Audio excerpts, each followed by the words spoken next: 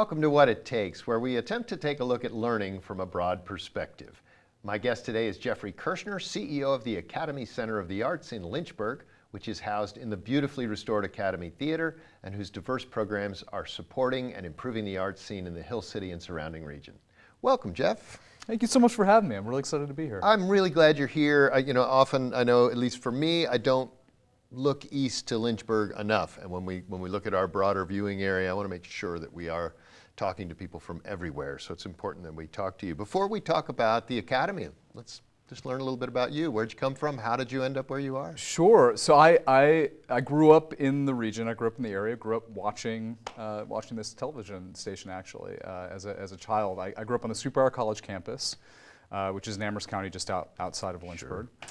And I wanted to get as far away from, as an 18-year-old, from Central Virginia as I possibly could, and went to college in Philadelphia, lived in Philadelphia for a while, ended up in graduate school at Florida State in Florida, and through my journey, I ended up coming back to Central Virginia to produce a summer theater festival. And from that experience, fell back in love with the region and this place. And through producing every summer and coming back, found my way eventually into the Academy position as they were getting ready to finalize and complete the capital campaign to restore the historic theater. That's great, and I have not been there in many years. I will say I've got a visit coming, but I did a story years ago when they were just talking about restoring it. Been talking about it for a long time. And so tell me about that. The theater, I know you're more than just the theater, but let's talk about that structure and its history. Yeah, so the theater was originally built in 1905, and it was considered an opera house at that time, is what they called it. And it burned down in 1911. There was a fire, which was pretty common at that time with these historic theaters. And when it burned down in 1911, city leadership kind of had a decision to make as to whether they were going to tear it down or whether they were going to rebuild it. And they made a decision to reinvest, build it back. And when they did so, they hired in a new architect firm to come in, C.K. Howell, did the architecture, and they revamped it. It's this sort of beautiful Beaux-Arts style, so it was even better theater, added an additional balcony to the space. And so the venue we have now aesthetically matches that 1918 or 1912 version of the theater. And it operated from 1912 until 1958, and the story of the Academy is the story of sort of downtown America. It thrived during the vaudeville era, and as Lynchburg was a thriving textile center at the turn of the century then, it did very, very well. But as time continued and the advent of television and movies, eventually became kind of a rundown movie house, and it closed in 1958. And it remained closed from 58 until 2018 when we reopened. That is a long time for a building to remain closed. And so the process of restoring and renovating and I'm sure rebuilding in many cases was really extensive for it, wasn't it? Extremely extensive. In fact, the inside of the theater is almost completely new. It's all new reinforced steel. The only wood that survived now exists in the new lobby space. It's sort of aesthetic, and is also a table in my office. That is the only remaining wood that was salvageable from it. But it had different chapters along the way too in regards to its restoration, different efforts that also kept the building in place because there would have been a lot of arguments to tear it down at various points for different reasons. But it stayed. Even the fly tower blew in the 1990s and was open to the elements. I remember this as a child, actually. I remember driving over the Fifth Street Bridge, being able to see into the theater. You could see into the auditorium from the bridge.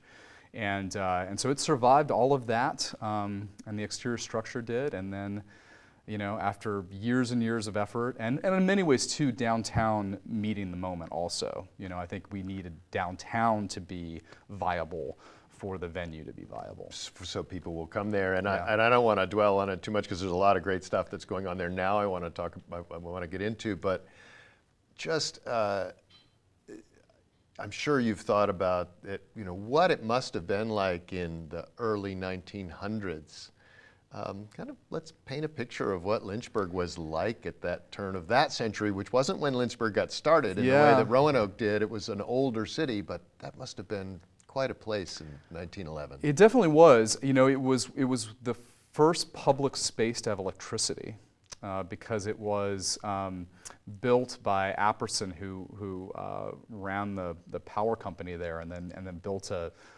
rail line that connected the Rivermont area of the city to downtown, and so it was a way to kind of connect communities and bring people to that space. And Lynchburg was a really thriving, very wealthy city at the turn of the century. But there's also components with the space too in regards to race. It was a segregated space, Right. And so that is a big part of the history that we try to. We tell the story of that, and quite often, as a matter of fact, we have an annual award, the Lottie Payne Stratton Award, that goes that's dedicated to Lottie Payne Stratton, who was the ticket taker for the segregated balcony. And she's a way that we can kind of personify that a bit, because there's not a lot of documentation of that time. Sure. So if you were a Black patron, you would have had a very different experience entering the space and being in the theater, and we think and talk about that a lot. Well, and I appreciated that in just doing some research and looking at your website and some of your materials, is that you all are addressing that in a way that maybe 20 years ago an organization like yours might not have. I'm pretty sure you're right, and I think that it's helped us tremendously though, as we've built kind of inroads to a wider, much more diverse, dynamic community that we live in now. Not that the community wasn't diverse and dynamic at that time, but in regards to staying true to our mission, which is to serve the wider community as much as possible. So having a conversation about that, acknowledging that, has been an important part of that journey. Sure, and you're not alone, right? The every theater that existed, prior to every public space. Prior to the for that matter. right. Yeah. So it's important that you do that. It's great. You have this beautiful theater, and we've talked a lot about that, but the Academy is way more than that. So in a general way, what are some of the things, if I were to visit the Academy tomorrow or this week or over the next couple of weeks, what are some of the things I would see going on? Well, one of the things I think that surprises people, because the theater is really iconic, and if you were driving down Main Street in Lynchburg, it stands out, you see it, you're very aware of it. I think people that have a general awareness of the theater, everyone in the community. But we have a campus. So before the historic theater's completion was done, there was a merger that happened between two organizations: the Lynchburg Fine Arts Center, which was the arts center for the city of Lynchburg prior to the Academy, and the Academy of Music Theater, that was the organization that was working to restore the historic theater. The Fine Arts Center got to a point where its facilities were just really crumbling, and it was becoming a liability to the organization. So the merger happened so that the mission delivery of the Lynchburg Fine Arts Center could move to this new facility downtown. So the organizations purchased a warehouse space that is on the other side, the Commerce Street side of the historic theater, and built an education facility as well as a warehouse theater space that is an open, flexible black box. Can do about 500 standing room, 300 seated, and we love that space now because it's really versatile, and we can do a lot of different things with it that may not be quite right for the theater. Right. How many does the main theater seat? So the main theater seats about 800. Okay, so that's a nice division to be. This act is coming in. They're not going to fill an 800-seat venue, but it'd be very cozy and full at 300. Yeah, definitely that's the case, or even the flexibility of like a standing room event. So an example would be like we had Ghostface Killah of the Wu-Tang Clan, right? Wouldn't quite work in the historic theater, but works really, really well in a standing room sort of club setup that we can do in the warehouse space. But the other thing for us is that we are the home to 5 resident companies, organizations outside of ourselves. Our opera company, our symphony, Charlottesville Ballet makes us their Lynchburg home, Jefferson Choral Society. So, and then we have a performance partner program where organizations, these can be dance studios, community theater organizations, They have a pathway to rent our facilities at a significantly reduced rate. So that warehouse space also becomes a really great multi-use space that organizations can use throughout the year. We have a pottery studio that is a really active space for us, and actually really, over the pandemic, really exploded. I think for people sort of being together and working on something tactile was really powerful and important for people. We have multiple galleries, and we have and there's an adjoining building, which is our office spaces and our gallery spaces, and we also have a bus. So we have our Academy in Motion program. Right, and I want to talk about that in a bit. Yeah. And that's an outreach. That stretches, or it's an extension from our education programs, which is a big part of what we do. So we have art classes, theater classes, dance classes for adults, children, and then these programs find their way off our campus too through our Academy in Motion program. Well, it's great because as you describe dance troupes or local theater groups, being able to use that space to be able to look out and see that balcony and that beautiful space, I'm sure that does a lot for them. One thing I noticed in looking at, I always look at an organization's sort of mission and vision and all of those things, but you've got some really laudatory goals, including like improved grades for students, increased memory retention for seniors, and decreased poverty rate. That's a lot for an arts academy to take on. It is. What, when you were in the process of coming up with those ideas, did you feel like that was a reach? How did that become a part of what you do? Really improving the lives of I think, there's always an aspect of these things that are somewhat aspirational, but I also think achievable. So I come from a creative placemaking background. I was a theater artist before I came to arts administration, and the theater work that I did with my company at the time was really based in place. And we knew that art has the ability to transform communities. The art has the ability to bring people together. Art is a tool that can be used for to affect for lots of different organizations with lots of different needs and goals. So we have any given year maybe 36 to 40 plus organizations that utilize our facility or collaborate with us in some sort of way. So when we are looking, let's just say education as an example, when we think of ourselves as an educational tool, very often we're working with partners, whether that's directly in the school system or whether this is with a social service organization that we intersect with. So the arts are an enhancement tool and also a gateway very often for people. When we came to downtown Lynchburg, the location that we are too is a crossroads of multiple neighborhoods.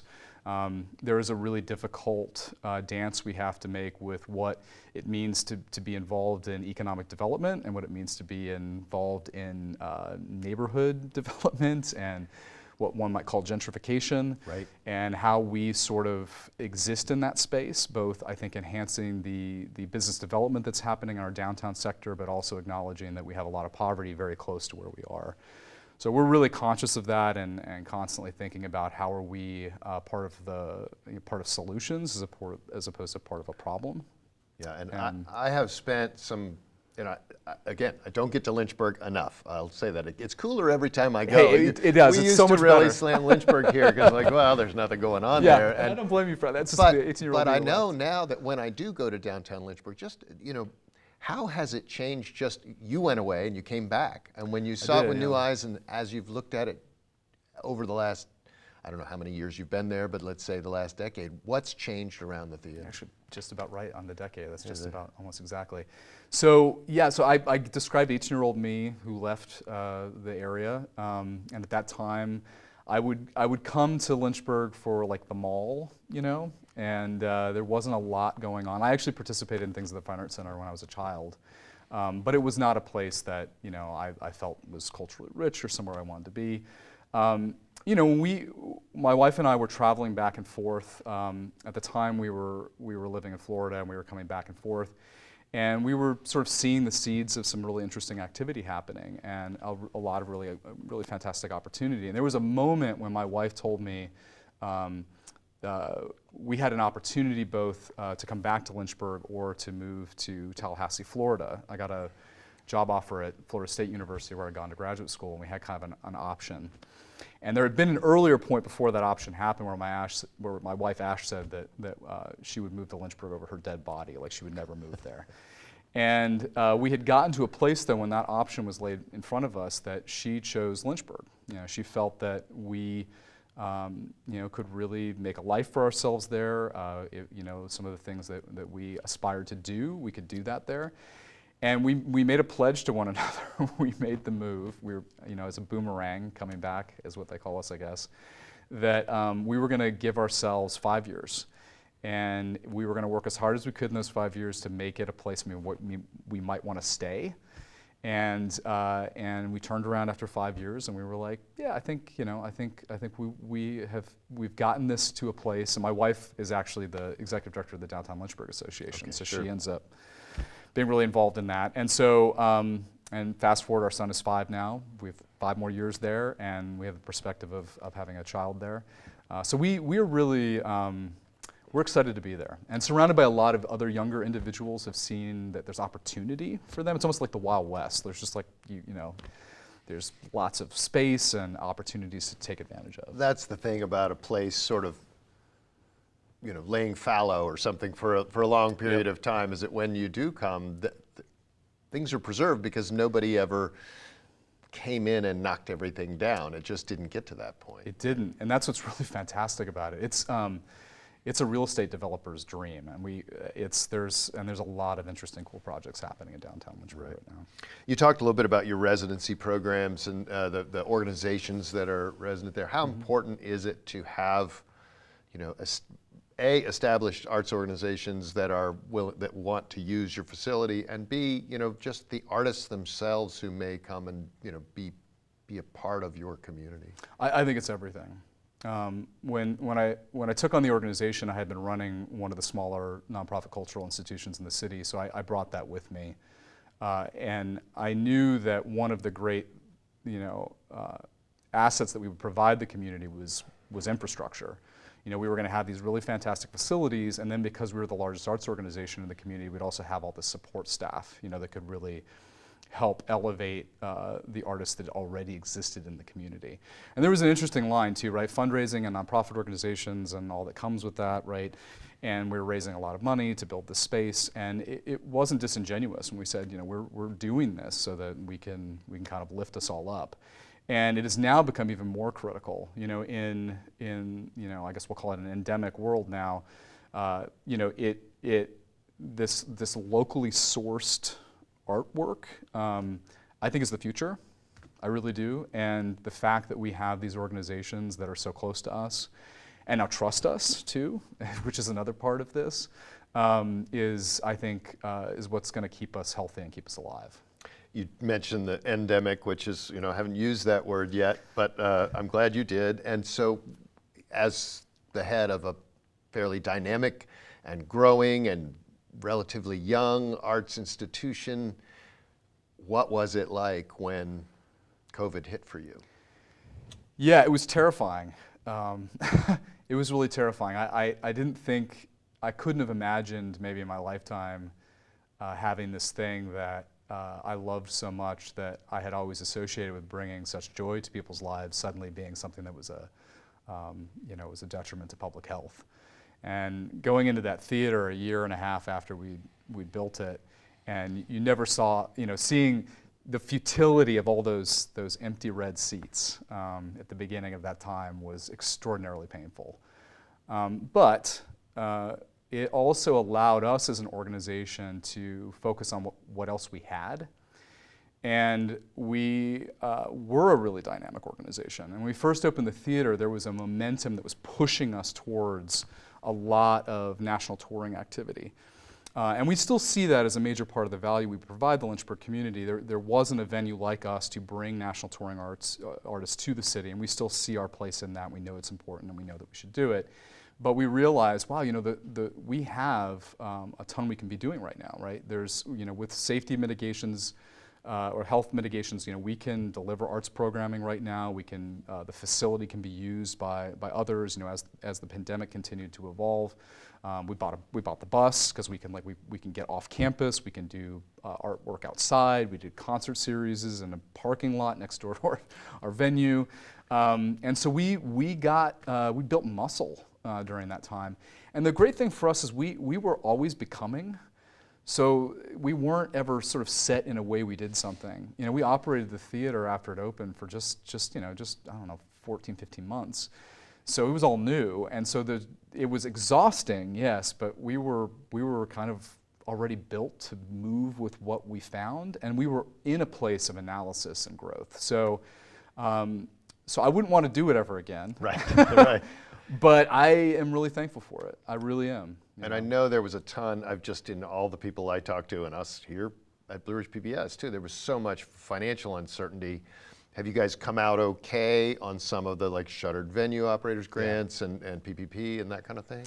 I am extraordinarily grateful to the federal government's response.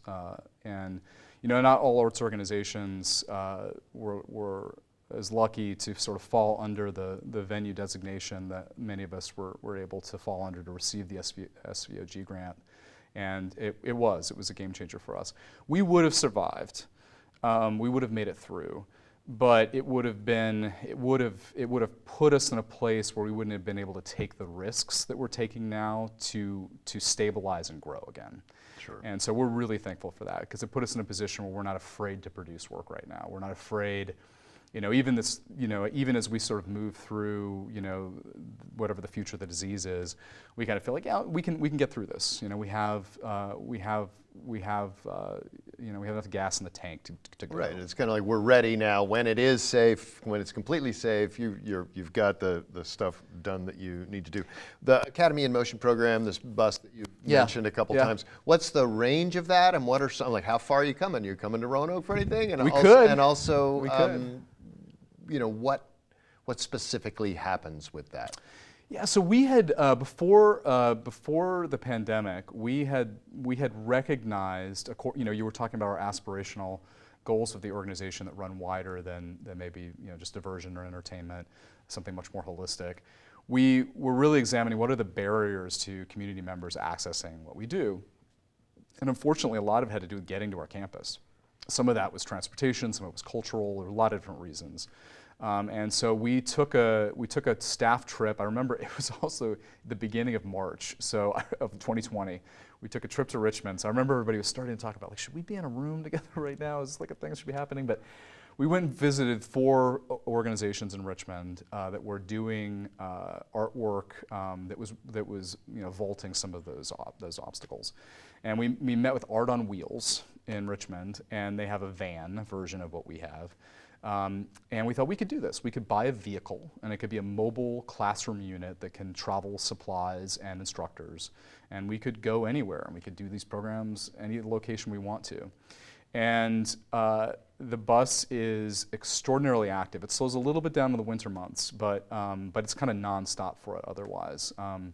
And we even received this year a National Endowment for the Arts grant, which was our organization's first NEA grant for the program, and for the program specifically to visit rural locales in and around the Lynchburg community. Right, and it is interesting. I mean, the area around Lynchburg, much like the area around Roanoke, I mean, you have, when you get out to, Rustburg and Campbell County and some of those other places that are very, very close physically, the situation is very different. Yep, a big cultural gap.